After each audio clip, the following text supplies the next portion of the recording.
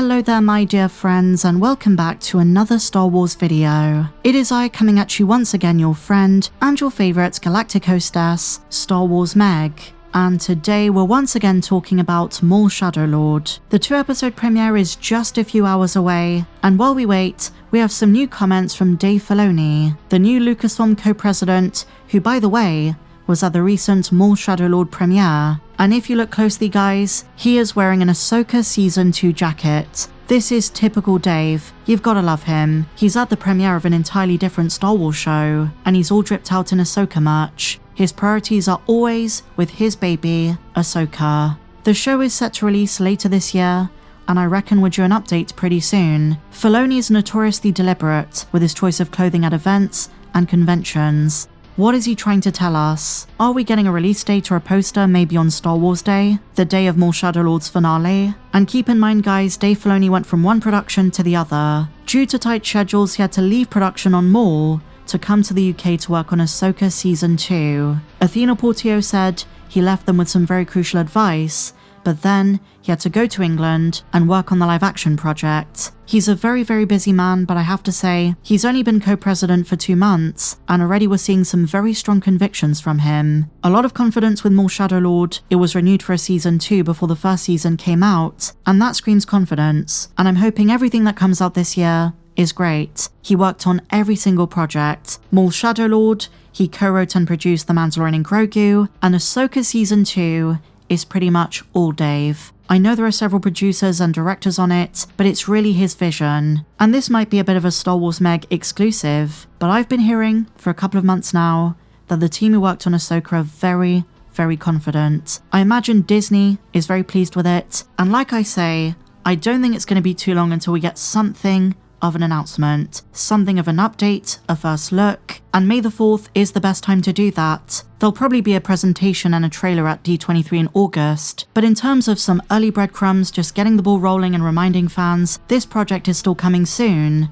May the 4th is perfect. It's just before the movie, but it doesn't distract from Mando because on Star Wars Day, you do expect various different aspects of Star Wars to be celebrated, and while they've been a bit spotty and inconsistent with Star Wars Day announcements, in my humble opinion, that would be the best day to give us a release date. It's the perfect excuse to just give fans a little insight into what's coming further down the road, because when Maul is done, we're going to be like, okay, we've got the movie, but are we getting anything on Disney Plus later in the year? I honestly don't know what they're doing, but based on things I've heard and a few others, it sounds like something is coming, and Dave is clearly very enthusiastic about it. So bring on Ahsoka Season 2.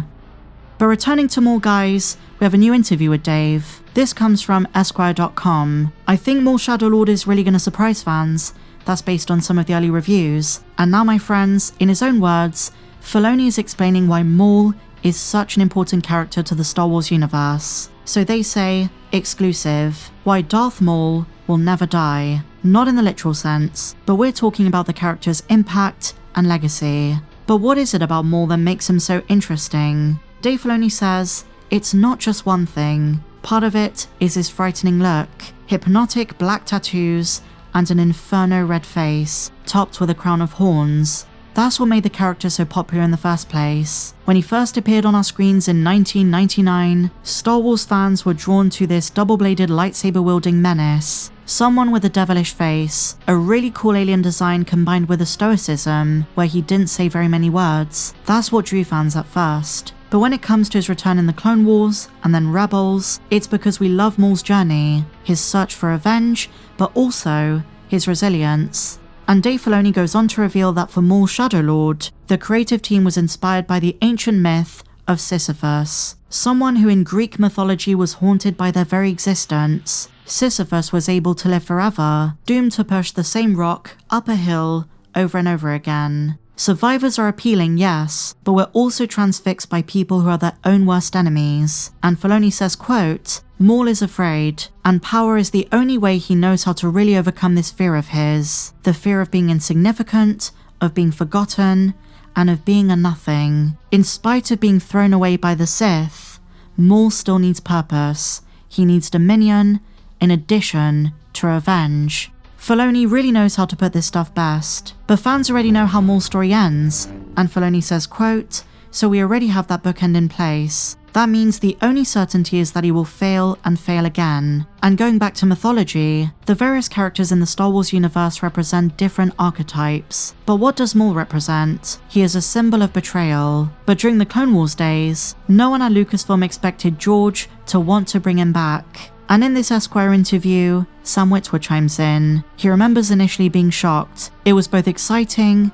and confusing. But then he understood George's thinking, saying, quote, "You've got to remember that this guy was an athlete training for the Olympics that he never got to go to. Or rather, during his first Olympic trials, he botched the landing. He's the guy who peaked too early and is thinking, I could have been this, and I should have been that." Because Maul was meant to be the Sith apprentice that brought the grand plan to fruition. He was the one responsible for revealing the Sith to the Jedi for the first time in a millennium. He believed himself to be Palpatine's chosen. And Witwer goes on to say that unfortunately, Maul didn't have the introspective skills he needed to wise his way through that reflectivity. Instead, Maul was trained to lash out. And then back to Dave. Because Maul never expected to lose on Naboo, he thought his future was set, so when it all comes crumbling, he tries to work his way back to his master. It's when he realizes that Palpatine wants nothing to do with him that Maul's mind and spirit truly break. And executive producer Athena Portillo said, quote, "When you keep losing and losing, you eventually lose hope."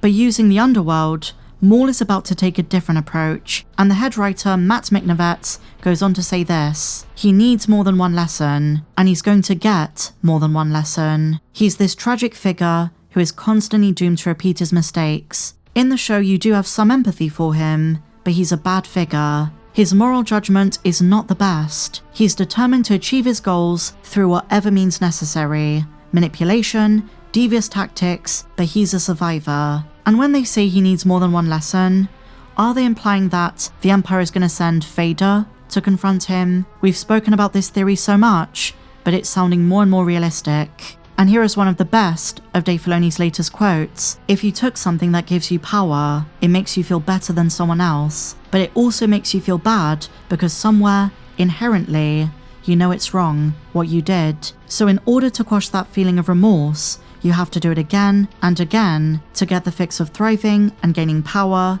and suppressing other people. And it becomes this way of being, and that is the dark side of the Force." Some really encouraging stuff, I would say. I'm always fascinated by Dave Filoni's comments. He's often got a very accessible way of explaining very complex concepts, and this show is really the psychology of Maul, and I get the sense that those who worked on the show really understand that. But what do you guys think? What do you make of Filoni's new comments? Look out for my breakdown later, guys. And if you enjoyed this one, please be sure to give me a big fat thumbs up, subscribe if you're new, and may the Force be with you always.